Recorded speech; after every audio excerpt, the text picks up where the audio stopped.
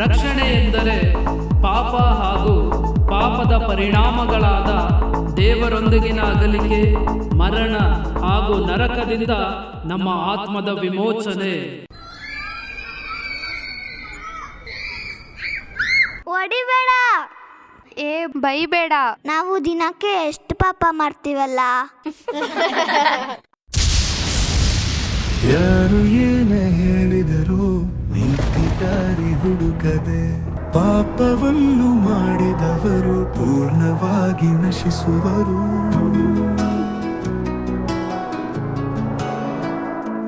ಪಾಪ ಮಾಡಿದ್ರೆ ನಾಶ ಆಗ್ತೀವಂತೆ. ನನ್ಗೆ ಭಯ ಆಗ್ತಿದೆ. ನೀತಿ ದಾರಿ ಹುಡುಕದಿದ್ದರೆ ಪಾಪ ಮಾಡಿದವರು ನಾಶ ಆಗ್ತಾರಂತೆ. ಬನ್ನಿ ಬನ್ನಿ, ನೀತಿ ದಾರಿ ಹುಡುಕಣ. ಬನ್ನಿ ಬನ್ನಿ. ಅಲ್ಲಿದೆ ನೋಡಿ. ಅಣ್ಣ, ನೀತಿ ದಾರಿ ಹೇಳ್ಕೊಡ್ತೀರಾ? ಹೌದು, ಬನ್ನಿ.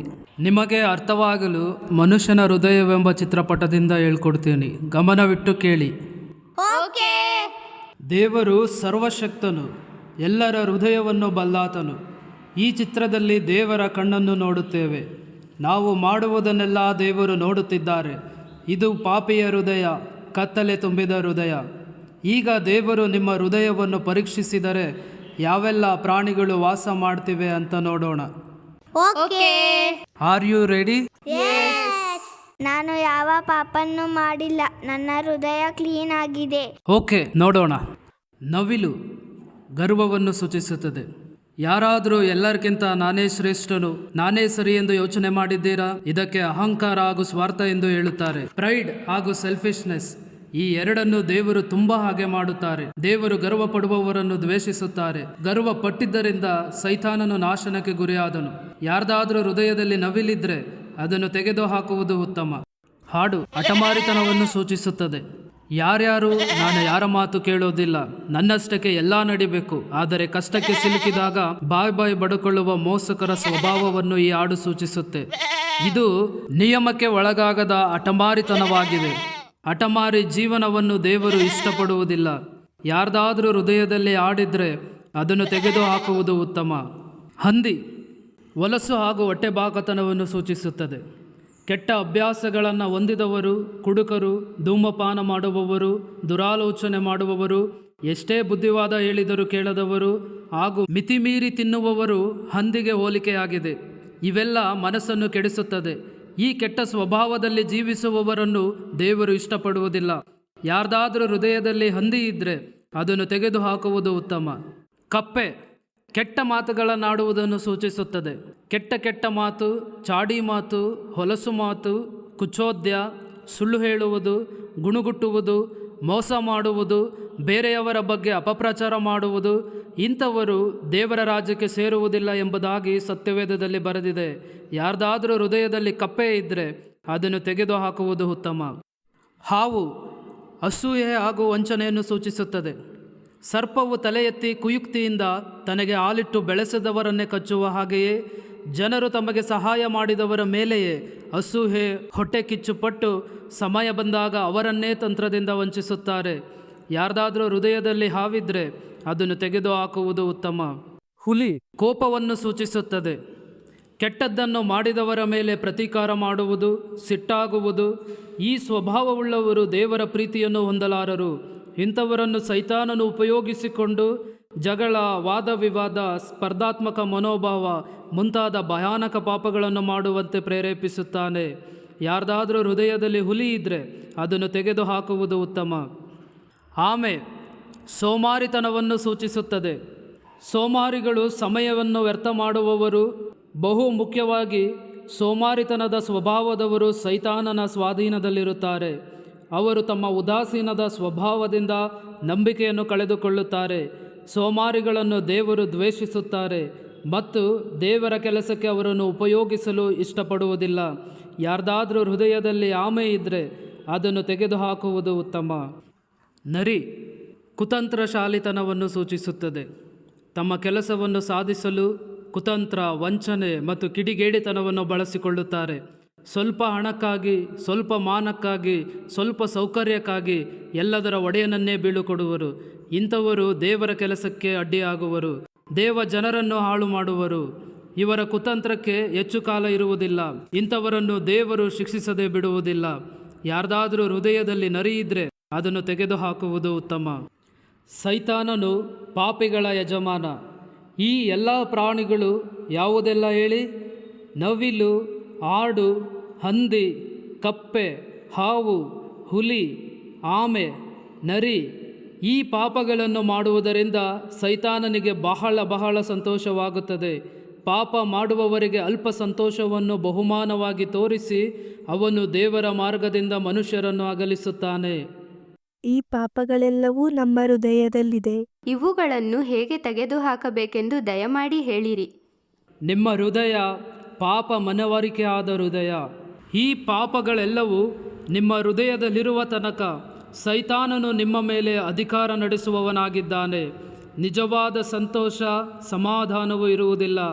ಪಾಪಕ್ಕೆ ಗುಲಾಮರಾಗಿದ್ದ ನೀವು ದೇವರ ವಾಕ್ಯವೆಂಬ ಬೆಳಕು ನಿಮ್ಮ ಹೃದಯಕ್ಕೆ ಬಿದ್ದಾಗ ನಿಮಗೆ ಪಾಪದ ಅರಿವಾಗಿದೆ. ಓ ದೇವರ ಕೋಪ ಅಗ್ನಿಯಲ್ಲಿ ಎಂದು ನೊಂದು ನರಳದಿರು, ನಿತ್ಯ ನರಕಕ್ಕೆ ಹೋಗದಿರು. ಈಗ ತಾನೇ ರಕ್ಷಣೆಯನ್ನು ಹೊಂದು ನೀ. ಘೋರವಾದ ದಿನವುಂಟು, ವಿಕರವದು ಬರುವುದು. ಬೆರುಕೊಂಬೆಲ್ಲ ಸುಡುವಾಗ ಯಾವ ದುಷ್ಟನು ನಿಲ್ಲುವನು?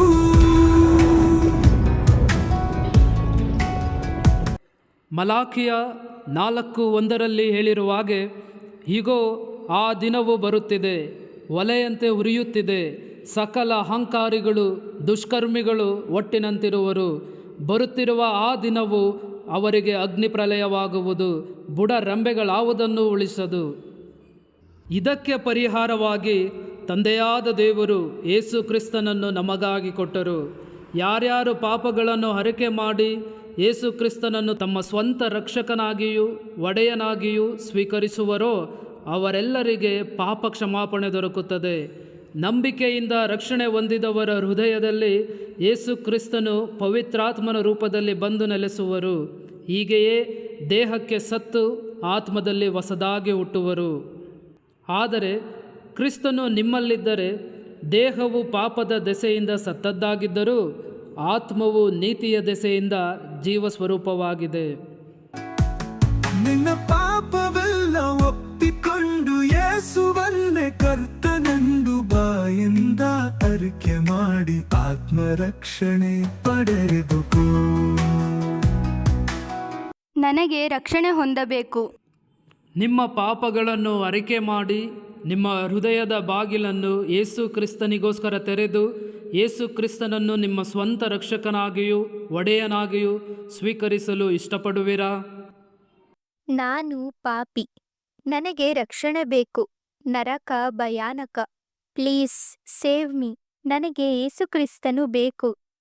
ಅದೇನೆಂದರೆ, ನೀನು ಯೇಸುವನ್ನೇ ಕರ್ತನೆಂದು ಬಾಯಿಂದ ಅರಿಕೆ ಮಾಡಿಕೊಂಡು ದೇವರು ಆತನನ್ನು ಸತ್ತವರೊಳಗಿಂದ ಎಬ್ಬಿಸಿದನೆಂದು ಹೃದಯದಿಂದ ನಂಬಿದರೆ ನಿನಗೆ ರಕ್ಷಣೆಯಾಗುವುದು ಎಂಬುದೇ.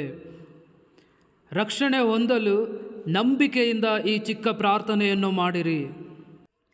ತಂದೆಯಾದ ದೇವರೇ, ನಾನು ಪಾಪಿ, ನನ್ನನ್ನು ಕ್ಷಮಿಸಿ. ನಾನು ಪಾಪಿ, ನನ್ನನ್ನು ಕ್ಷಮಿಸಿ.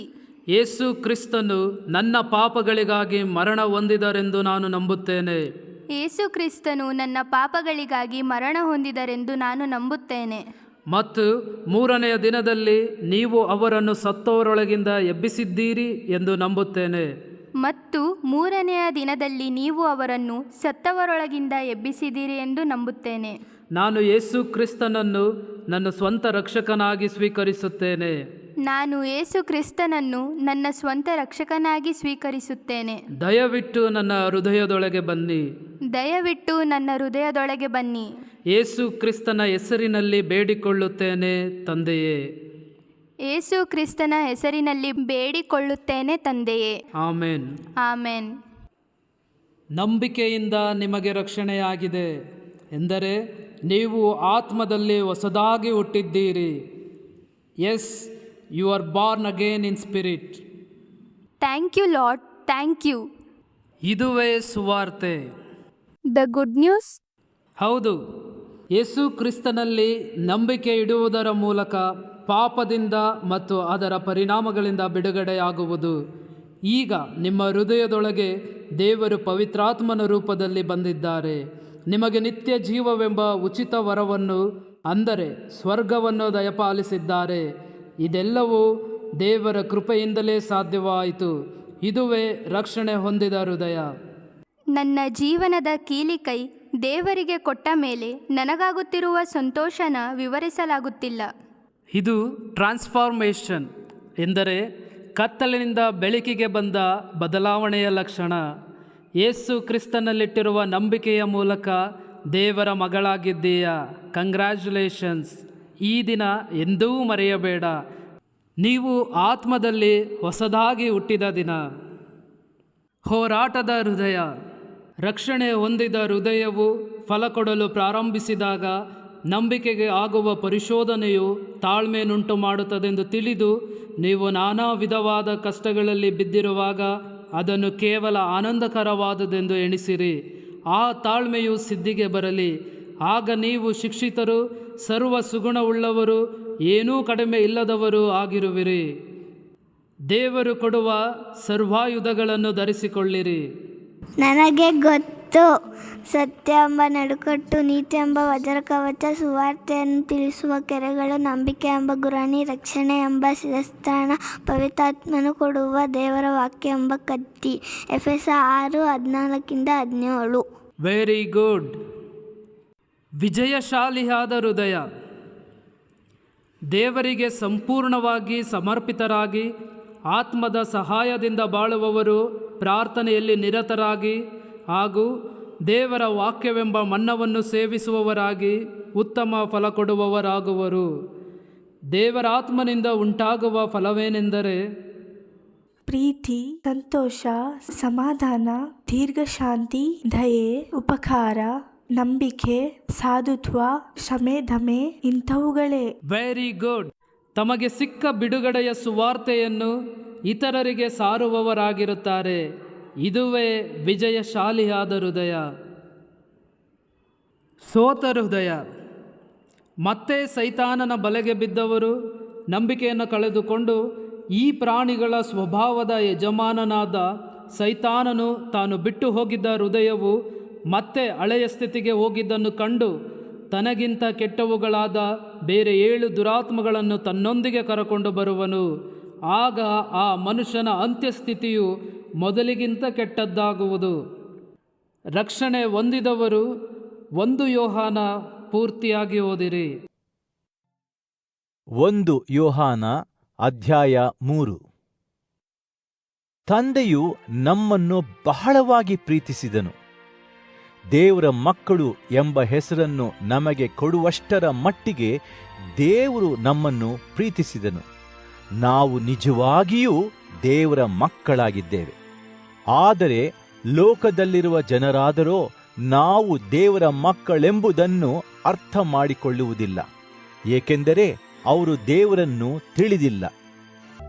ಯೋಗ್ಯವಾದುದನ್ನು ಮಾಡದಿರುವ ಜನರು ದೇವರ ಮಕ್ಕಳಲ್ಲ.